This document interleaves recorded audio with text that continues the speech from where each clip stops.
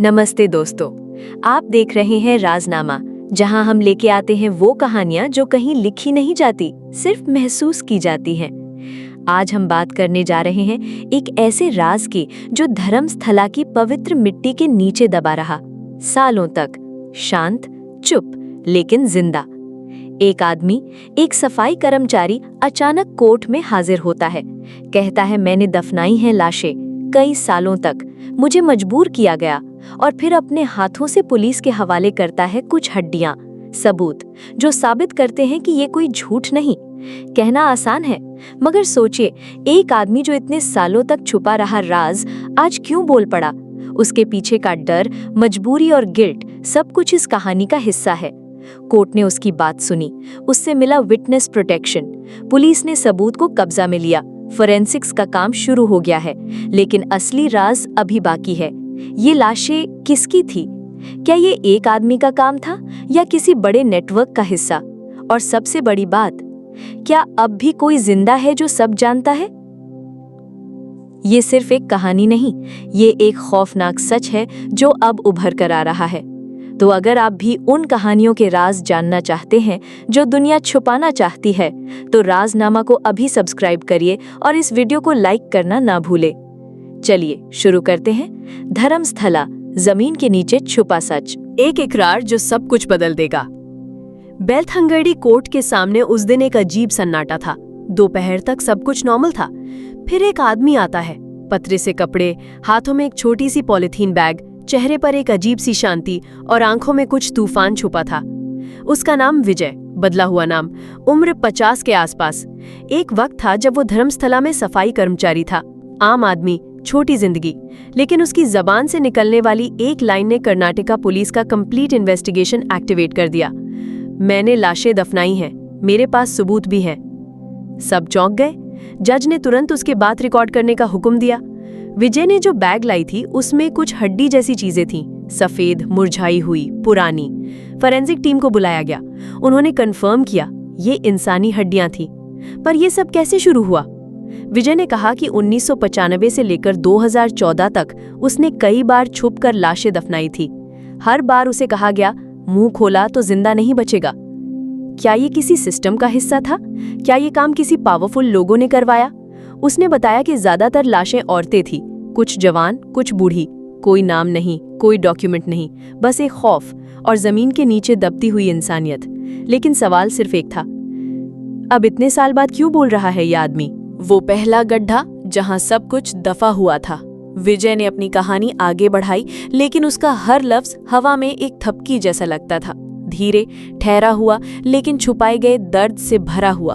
उसने कहा, पहली बार 1995 में बोला गया एक लाश को दफनाना है। मैंने मना किया, पर उसी रात मेरे घर के बाहर कुछ आदमी आए, आंखों में आंखें डाली और कहा, या तो जिंदा रहना है या इस लाश की जगह अगले दिन तू होगा। उसने दफनाया, पहला गड्ढा, पहला राज, और फिर ये सिलसिला बन गया। हर कुछ महीने बाद एक और लाश, एक और खामोशी, कभी एक जमीन के कोने में, कभी किसी सुनसान शेड के पीछे। लेकिन विजय का कहना था, ये सिर्फ रैंडम किलिंग्स नहीं थी। हर एक बॉडी केयरफुली सिलेक्ट की जाती थी। मोस्टली लड़कियां होती थी, कभी जवान, कभी स्कूल यूनिफॉर्म में। मुझे कभी वजह नहीं बताई गई, सिर्फ एक ऑर्डर मिलता, निपटा दो। कोर्ट में उसने बताया कि लाशों के कपड़े भी निकाले जाते थे। कोई डॉक्यूमेंट, चेन, चप्पल, कुछ भी पहचान छोड़ने वाला नहीं बचाया जाता था। ये प्लान्ड और ऑर्गेनाइज दिख रहा था। पुलिस ने पहला कदम उठाया। विजय ने जब पहली बार सबूत पुलिस को दिए, हड्डियां, एक पुरानी दुपट्टा का टुकड़ा, एक छोटा सा नाम वाला ब्रेसलेट, फोरेंसिक लैब ने तुरंत कंफर्म किया, these are human remains, female, estimated to be 15 to 25 years of age। Police ने जल्द ही एफआईआर फाइल की, सेक्शन 211A भारतीय न्याय संहिता के तहत। फोरेंसिक टीम और सीआईडी को अलर्ट किया गया। बेलथंगड़ी के आसपास जो सुनसान जमीनें थी, वहां पे एक्सकेवेशन ऑर्डर्स दिए गए। एक जगह जो विजय ने पहला गड्ढा कहा, वहां से कुछ और हड्डियां मिली। अब तक टोटल 9 स्पॉट्स की पहचान हो चुकी है और हर एक से निकल रहे हैं राज और सवाल। लेकिन विजय का नाम लीक कैसे हुआ? एक और ट्विस्ट तब आया जब विजय का आइडेंटिटी मीडिया में लीक हो गया। विटनेस प्रोटेक्शन स्कीम के तहत उसका नाम कॉन्फिडेंशियल रहना चाहिए था, पर एक लोकल सोर्स ने उसका नाम और एड्रेस वायरल कर दिया। विजय को पुलिस कस्टडी में रखा गया। उसकी फैमिली को एक सुरक्षित जगह शिफ्ट किया गया। कोर्ट ने स्ट्रिक्ट ऑर्डर दिया, जिसने भी लीक किया है उस पे इंक्वायरी हो। अगला हिस्सा आपके लिए और भी गहरा होगा। टेम्पल टाउन या कत्लगाह धर्मस्थला के अंदर का सिस्टम। इसमें हम जानेंगे विजय के पीछे का नेटवर्क, किस तरह टेम्पल टाउन की इमेज के पीछे छुपी थी एक काली सच्चाई, क्या कुछ लोग सिस्टम के अंदर से इस घोटाले में शामिल थे। टेम्पल टाउन या कत्लगाह धर्मस्थला के अंदर का सिस्टम। धर्मस्थला एक नाम जो लोगों के जहन में शांति, सेवा और धर्म की तस्वीर बनाता है। हर साल लाखों लोग यहाँ आते हैं, दान देते हैं, भोजन सेवा में भाग लेते हैं। यहाँ का टेम्पल ट्रस्ट पूरे साउथ इंडिया में एक मिसाल माना जाता है। लेकिन विजय के इकरार के बाद एक कड़वी सच्चाई सामने आई। क्या इस शांति के पर्दे के पीछे कोई अंधेरा सिस्टम छुपा था? Systematic silencing. विजय ने कोर्ट में कहा, मुझे सिर्फ नीचे से ऑर्डर मिलता था। एक आदमी आता था, बोलता था रात में काम है, पुराना शेड के पीछे मिलना। मैं किसी से पूछ भी नहीं सकता था। हर बार एक नई बॉडी, हर बार एक नया जख्म मेरे अंदर। उसने एक स्पेसिफिक लोकेशन का भी जिक्र किया, टेम्पल कॉम्प्लेक्स के पीछे एक बंद गोडाउन जहां कुछ लाशों को टेम्पररी रखा जाता था। फोरेंसिक टीम जब वहां पहुंची तो उन्हें एक और छोटा गड्ढा मिला जिसमें कुछ पुराने कपड़े, एक छोटी चेन और एक प्लास्टिक की चप्पल मिली। ये सब सबूत कह रहे थे ये कोई इंडिविजुअल क्राइम नहीं था, ये कोई नेटवर्क था जिसमें मल्टीपल लोग शामिल थे। हो सकता है कि कुछ लोग सिस्टम के अंदर से सब कुछ देखते रहे हों मगर कभी बोले नहीं। पब्लिक रिएक्शन और सियासत का प्रेशर। जब मीडिया ने ये रिपोर्ट किया कि विटनेस का नाम लीक हुआ है और कुछ हाई प्रोफाइल लोगों के इस केस से इनडायरेक्ट कनेक्शंस हो सकते हैं, तो पब्लिक का गुस्सा फूट पड़ा। कुछ लोकल एक्टिविस्ट्स ने प्रोटेस्ट किया, टेम्पल की इज्जत छोड़कर पहले इंसानियत का सोचो, अगर गलत हुआ है तो जांच होनी चाहिए बिना भेदभाव के। सरकार ने भी नोटिस लिया, एक स्पेशल इन्वेस्टिगेशन टीम तय की गई। चीफ मिनिस्टर ने कहा, अगर एक भी इंसान की जान ली गई है तो उसका हिसाब दिया जाएगा, चाहे वो किसी भी पोजीशन में हो। मीडिया में दो चेहरे, जहां कुछ न्यूज चैनल्स इस केस को कवर कर रहे थे एज अनकवरिंग बरीड क्राइम्स, वहीं कुछ प्लेटफॉर्म्स इसे फेथ को बदनाम करने की साजिश कह रहे थे। लेकिन विजय के सबूत, हड्डियां, लोकेशंस और बारीकी से मिलती फोरेंसिक रिपोर्ट्स अब किसी भी स्पेक्यूलेशन से ज्यादा मजबूत हो चुके थे। पुलिस का forensic deep dive, DNA test शुरू, क्या लाशों की असली पहचान मिलेगी? विजय का पॉलीग्राफ टेस्ट और एक और गवाह जिसने अब तक चुप्पी तोड़ी नहीं है। आपका राजनामा इस कहानी का हर पहलू दिखाएगा, बिना सेंसेशनल बनाए, सिर्फ सच के साथ। जरूर। अब चलिए बढ़ते हैं कहानी के अगले और भी रोमांचक मोड़ की तरफ। डीएनए, दर्द और दूसरा गवाह। अब तक जो था वो एक आदमी के इकरार, कुछ हड्डियों और पुरानी यादों पर आधारित था, लेकिन अब केस का असली साइंटिफिक पहलू शुरू हो चुका था। डीएनए, फोरेंसिक लैब में लाशों की भाषा। विजय के द्वारा दी गई हड्डियां जल्द ही बेंगलुरु फोरेंसिक लैब भेजी गई। लैब एक्सपर्ट्स ने बताया, हड्डियां मिनिमम 10 से 15 साल पुरानी हैं, मेजॉरिटी फीमेल हैं, एज ग्रुप 13 से 30 के बीच। कई हड्डियां फ्रैक्चर या ब्लंट फॉर्स इंजरी दिखाती हैं, मतलब मौत नेचुरल नहीं थी। सबसे चौंकाने वाली बात, एक छोटी सी चेन पे पूजा लिखा था, जिसे फोरेंसिक एक्सपर्ट्स ने डीएनए सैंपल के साथ मैच करने की कोशिश शुरू की। पुलिस ने मिसिंग पर्सन्स रिकॉर्ड खोल दिए। पिछले 25 सालों का डेटा स्कैन किया गया। बेलथांगड़ी, धर्मस्थला और आसपास के इलाकों में कई लड़कियां लापता हुई थी, पर इनमें से किसी का केस ऑफिशियली सॉल्व नहीं हुआ। विजय का पॉलीग्राफ टेस्ट। पब्लिक और मीडिया के प्रेशर में सीआईडी ने विजय का पॉलीग्राफ टेस्ट भी कंडक्ट किया।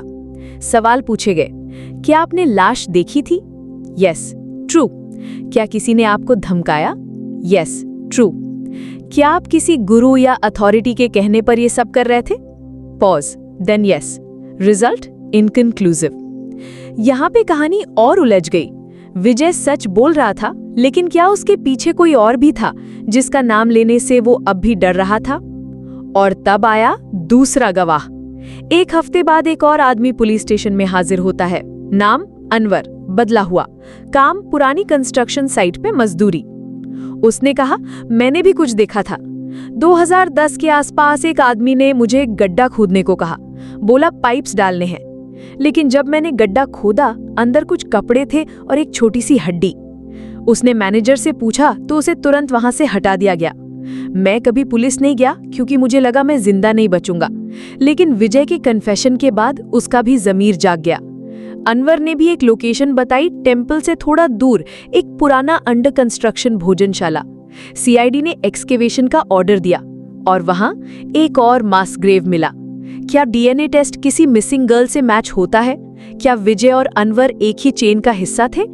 एक सील्ड लेटर जो कोर्ट में दिया गया विजय के द्वारा, पर अब तक खोला नहीं गया है। और क्या इस राज में कोई बिग नेम शामिल है? बंद लिफाफे में बंद खतरनाक नाम। कोर्ट रूम में उस दिन माहौल कुछ अलग था। विजय ने एक सील्ड एनवलप जज के हवाले किया था पहले ही हियरिंग में। उसने कहा था, इसके अंदर कुछ ऐसे लोगों के नाम हैं जिनके कहने पर मैंने काम किया। इसे तब तक ना खोला जाए जब तक मेरे पर जान का खतरा हो। लेकिन अब एक और गवाह सामने आ चुका था। एक्सकेवेशन से तीसरी मास ग्रेव मिल चुकी थी। मीडिया में प्रेशर बढ़ रहा था। जज ने लेटर खोलने का आदेश दिया। कोर्ट में डेड साइलेंस था जब एनवलप खोला गया। नाम नंबर 1, एक टेंपल ट्रस्ट का एक्स मेंबर, जिसका नाम था लिस्ट में। वो किसी समय टेंपल मैनेजमेंट कमेटी का हिस्सा रहा था। Public image, social worker, spiritual figure. पर विजय के खत के मुताबिक वो वही आदमी था जो जमीन दिखाता, लाश देता और मुझे धमकाता।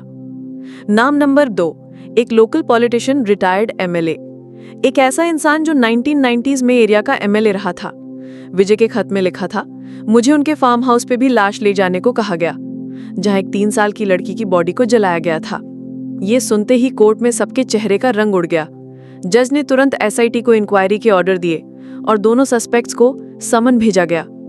डीएनए का सच, एक मां का इंतजार खत्म। फोरेंसिक लैब में एक डीएनए मैच कंफर्म किया। एक स्केलेटन जिसमें पूजा लिखी चेन थी, उसका मैच हुआ 2011 में गायब हुई एक लड़की की मां से। मां का कहना था, उस दिन वो स्कूल गई थी, फिर वापस नहीं आई। मैंने हर दरवाजा खटखटा दिया। पुलिस ने कहा भग गई होगी, पर मैं जानती थी मेरी पूजा कभी मुझे छोड़ के नहीं जा सकती। उस मां ने जब चेन को हाथ में लिया, उसके आंसू रुक नहीं पाई। 15 साल बाद उसने सिर्फ एक सेंटेंस कहा, मुझे बस उसका सच चाहिए, इंसाफ चाहिए, और उन लोगों की सच्चाई जो भगवान का नाम लेके पाप करते हैं। सीआईडी की छापामार कार्रवाई। जब नाम पब्लिक डोमेन में आए, सीआईडी ने तुरंत एक्स कमेटी मेंबर के घर पे छापा मारा। वहां से कुछ शॉकिंग आइटम्स मिले। एक पुराना रजिस्टर जिसमें कुछ डेट्स और निशान लगाए गए थे, एक ही पैटर्न, रात के समय कुछ इनिशियल्स।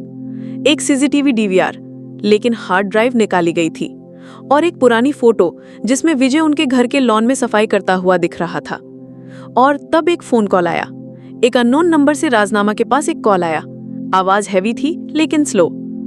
विजय जो बोल रहा है सिर्फ आधा सच है। पूरा सच जानना है तो धर्मस्थला के ओल्ड वेल के नीचे देखो, उसमें कुछ और चीजें छुपी हैं। हमने कॉल रिकॉर्ड किया और पुलिस को तुरंत इन्फॉर्म किया। पुलिस ने जिस पुराने वेल को एक्सप्लोर किया, वहां से एक मेटल बॉक्स मिला। बॉक्स के अंदर एक ओल्ड वीएचएस टेप। वीएचएस का सच जो दुनिया छुपाना चाहती थी। विजय के फोन पर आई अननोन कॉल ने एक पुराने वेल की तरफ पुलिस का ध्यान खींच लिया।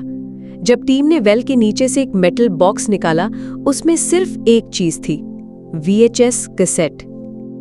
सीआईडी टीम ने तुरंत ओल्ड फॉर्मेट प्लेयर सेटअप किया। टेप चालू हुई और जो दिखा वो किसी ने सोचा भी नहीं था। वीएचएस में क्या था? टेप स्टार्ट होती है एक डिमली लिट रूम से। कमरे के बीच में एक लाश जैसी बॉडी पड़ी है, मोशनलेस। 3 आदमी छुप छुप के इस बॉडी के आसपास घूम रहे हैं। कैमरा किसी शेल्फ या कोने में चिपका हुआ लगता है। उनमें से एक आदमी जो बुरखा या शॉल से अपना चेहरा छुपा रहा है, वो चैंट कर रहा है, कुछ संस्कृत टाइप मंत्र जैसे शब्द, पर उनका टोन कुछ और ही कह रहा था।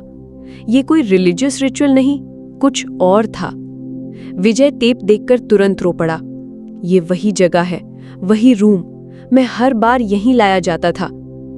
टेप में एक मोमेंट आता है जब कैमरा थोड़ा ब्लर करता है और उस शॉल वाले आदमी का चेहरा दिख जाता है, और वो चेहरा था वही एक्स टेंपल कमेटी मेंबर जिसका नाम सील्ड एनवेलप में था। सीआईडी ने टेप को प्राइमरी एविडेंस बनाकर हाई कोर्ट को भेज दिया। लेकिन एक और छोटी सी बात ने सबसे ज्यादा शॉक किया।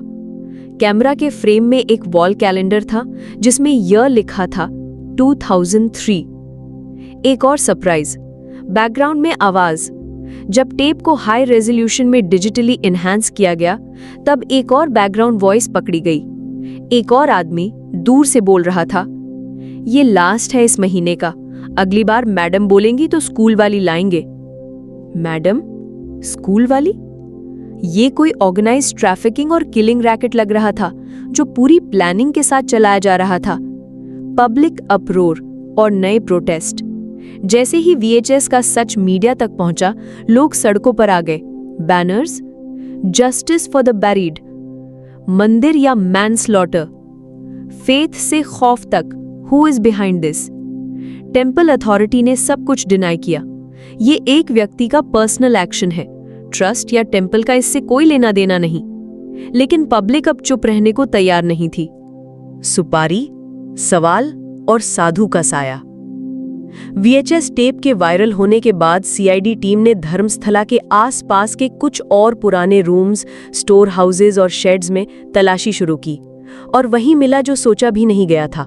एक और कैसेट, इस बार एक CD फॉर्मेट में। लेबल पर कुछ लिखा नहीं था, सिर्फ एक निशान, एक त्रिशूल जैसा सिंबल। CD चालू की गई और जो दिखाई दिया उसने पूरी जांच की दिशा बदल दी। फुटेज में एक सभा। इस बार विजुअल्स ज्यादा क्लियर थे। रूम में 4-5 लोग बैठकर आपस में बात कर रहे हैं। कपड़ों से लग रहा था कि ये लोग किसी स्पिरिचुअल या टेंपल नेटवर्क से जुड़े हुए हैं। बीच में बैठा एक आदमी, जिसका चेहरा पे कैमरा थोड़ा ब्लर था लेकिन आवाज क्लियर थी। उसने कहा, जो भी लाया जाता है उसके ऊपर पूरा प्रायश्चित विधि किया जाए। वो पवित्र होते हैं, उनका दर्द उनके पापों का प्रायश्चित है। एक और ने बोला, मैडम ने कहा है नवंबर में 3 केसेस करने हैं और इस बार लड़का होना चाहिए। ये कोई कल्ट लाइक प्रैक्टिस थी और सब कुछ सिस्टमैटिक, रिचुअलिस्टिक और प्लान्ड था। विजय पर सुपारी का खुलासा। जब ये दूसरी CD पुलिस के हाथ लगी, कुछ ही घंटों बाद विजय पर एक अटैक हुआ।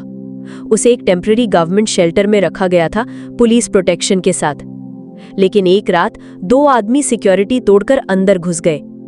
उन्होंने विजय की कमर पर चाकू से वार किया। जिंदा बच गया, लेकिन खौफ उसकी आंखों में वापस लौट आया। हॉस्पिटल में उसने बस एक बात बोली, मैं मरने के लिए तैयार हूं, पर अब मैं चुप नहीं रहने वाला। CID ने दोनों अटैकर्स को पकड़ा। एक अटैकर ने पूछताछ में बोला, हमें एक आदमी ने हायर किया था, बोला वो जो वीडियो में बोल रहा है उसे चुप करवा दो, 50,000 मिलने वाले थे। CID ने CCTV और फोन रिकॉर्ड्स ट्रैक किए, जिससे उनका इन्वेस्टिगेशन अब एक और लेवल पर चला गया। और तब आया एक भगवान जैसा नाम। दूसरे अटैकर के फोन से एक कॉन्टैक्ट लिस्ट मिली। एक नाम था स्वामी V। नाम यहां सेंसर किया जा रहा है फॉर लीगल सेंसिटिविटी। ये स्वामी एक टाइम पर धर्मस्थला के स्पिरिचुअल नेटवर्क का प्रोमिनेंट चेहरा था। अब वो काफी समय से अंडरग्राउंड था, पब्लिक में नहीं दिख रहा था। पर विजय ने एक बात कंफर्म की, मैंने उसे एक बार देखा था, जब एक लाश को छुपाने से पहले उसने मुझे आशीर्वाद दिया था, बोला था तेरा पुण्य बनेगा। पब्लिक रिएक्शन, धर्म और अंधविश्वास का टकराव। ये नाम जैसे ही न्यूज में आया, लोगों का भरोसा टूट गया। सोशल मीडिया पर ट्रेंड चला, #फेथ और fear, #justice for Puja, #where is Swami. कुछ लोग कह रहे थे ये सब टेंपल बदनाम करने की साजिश है, लेकिन ज्यादा लोग कह रहे थे अगर भगवान के नाम पे पाप हो रहा है तो भगवान भी मौन तोड़ना चाहेंगे। हिमालय के पार न्याय का गूंज। CID की एक एलीट अंडरकवर टीम को नेपाल बॉर्डर से कुछ लीड मिली। एक तिब्बतन मोनेस्ट्री के पास के गांव में कुछ लोकल सोर्सेज ने कहा कि एक भारतीय साधु जो अपने चेहरे को रुमाल से छुपाकर रखता है, अक्सर एक सिक्लूडेड आश्रम में दिखता है। स्वामी V का पता। CID ने नेपाल की लोकल पुलिस के साथ जॉइंट ऑपरेशन चालू किया। एक रात 3 बजे एक वुडन हट जैसा आश्रम घेरा गया। अंदर सिर्फ एक व्यक्ति था, लंबा, धोती और शॉल में, बिना बोले, आंखों में बस एक सुकून सा। CID ने जब उसका फेस रिवील किया, कंफर्म हो गया, यही है स्वामी V। उसके पास से कुछ हैंडरिटन पेपर्स मिले, रिचुअल लिस्ट्स, नामों के कोड और एक मोबाइल फोन में छुपी आखिरी क्लिप। फोन तो पुराना था, पर एक ऑडियो क्लिप सेफ थी, 43 सेकंड्स की। बैकग्राउंड में एक औरत की आवाज थी, सॉफ्ट, सोफिस्टिकेटेड और चिलिंग। जहां श्रद्धा होती है वहां सवाल नहीं होते। इन बच्चों का पुनर्जन्म हो चुका है, तुम बस खामोशी निभाओ, वरना तुम्हारा भी अंतिम संस्कार यहीं होगा। विजय ने वॉइस सुनी, यही है मैडम, यही है मास्टरमाइंड। सीआईडी ने वॉइस मैचिंग से कंफर्म किया, ये वॉइस थी एक सोशलाइट पॉलिटिशियन की जो ईयर्स से विमेन एम्पावरमेंट और ट्राइबल अपलिफ्टमेंट के नाम पे कैंपेन्स चला रही थी। कोर्ट का फैसला, विजय इंसान या गुनहगार। कोर्ट के सामने अब सब सबूत थे, 2 टेप्स, मास ग्रेव डीएनए रिपोर्ट्स, विजय का कन्फेशन, अटैकर्स की स्टेटमेंट्स, मैडम की ऑडियो क्लिप, स्वामी वी की राइटिंग्स। जज ने बोला, विजय ने जुर्म किया है, लेकिन वो मास्टरमाइंड नहीं था। जब एक सिस्टम किसी को पापों का सिपाही बना दे तो गलती उसकी नहीं, सिस्टम की होती है। विजय अब स्टेट विटनेस है, उसे फुल प्रोटेक्शन मिलेगी। जज का एक हिस्टोरिक वर्डिक्ट, विजय को पूरा माफी लेकिन psychological rehab mandatory. Swami V को लाइफ इम्प्रिजनमेंट, मैडम के against CBI inquiry start. Dharmasthala site को हेरिटेज प्लस पब्लिक मेमोरियल बनाया जाएगा। मीडिया और लोग की भावना, न्यूज चैनल्स ने हेडलाइन बनाई, श्रद्धा का राज, धर्मस्थला फाइल्स खत्म या शुरू। मैडम कौन है, सीबीआई इन्वेस्टिगेशन की तैयारी। विजय का इंसाफ, एक पापों का पैगंबर बन गया। ट्विटर, यूट्यूब और इंस्टाग्राम पर लोग विजय के लिए लिखने लगे, #justice for Vijay, #temple truth, #राजनामा एक्सपोज्ड ईवल। अंतिम पन्ना, विजय मैडम और वो डायरी, विजय की जिंदगी का आखिरी पत्र। कोर्ट के फैसले के बाद विजय को एक रिहैबिलिटेशन होम में रखा गया था, जहां उसे साइकोलॉजिकल केयर मिल रही थी। पर मीडिया कवरेज और लोगों के रिएक्शंस ने उसके अंदर का सुकून छीन लिया था। एक दिन सुबह 6 बजे केयरटेकर ने देखा विजय अपने कमरे के फ्लोर पर बैठा था, हाथ में एक छोटी डायरी, आंखों से बहते आंसू। उसने सिर्फ एक बात बोली, मुझे कभी ये पता नहीं था कि मैं कब कातिल बना, कब गवाह और अब कब पोस्टर बॉय बना दिया गया। उस रात विजय ने अपनी डायरी में कुछ लिखा और सुबह उसे साइलेंस रूम में अनकॉन्शियस पाया गया, हार्ट अटैक। उसकी जिंदगी का सफर वहीं समाप्त हो गया। डायरी का आखिरी पन्ना था, मैं एक लाश को जमीन में दबाता था, सोचता था मैं पूजा कर रहा हूं। अब समझ आया, मैं इंसान नहीं था, मैं सिस्टम का एक हिस्सा था। लेकिन अगर मेरी कहानी किसी एक बच्चे को बचा ले तो मैं जिंदा हूं। मैडम का पता, अरेस्ट या आत्मज्ञान? सीबीआई ने मैडम की लोकेशन ट्रेस करने के लिए 3 महीने तक ऑपरेशन चलाया। आखिर में उन्हें पता चला वो श्रीलंका के एक स्पिरिचुअल हीलिंग सेंटर में छुपी थी। इंटरपोल के सपोर्ट से मैडम को एक्स्ट्राडाइट किया गया। प्रेस ने उनसे पूछा, आप इतने लोगों की मौत की जिम्मेदार है, क्या कहना चाहेंगी? मैडम सिर्फ मुस्कुराई और बोला, मुझे तो उनके दुख मिटाने का काम दिया गया था, उनके पापों का स्पर्श करना मेरी सेवा थी।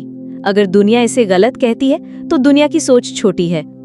सीबीआई ने उसे प्राइमरी अक्यूज्ड बनाया। ट्रायल चालू है, पर उसके साइलेंस और मिस्टिक पर्सनैलिटी ने लोगों में एक और डर भर दिया। क्या ये सिर्फ एक इंसान थी या एक कल्ट का मुखौटा? एक मेमोरियल, एक मार्च, एक मशाल। धर्मस्थला के उसी मास बरियल साइट को राज स्मारक का रूप दिया गया। एक पत्थर पर विजय के शब्द लिखे गए, जो दफनाए गए वो भूल गए, पर मैं याद रहूंगा क्योंकि मैंने सब कुछ देखा है।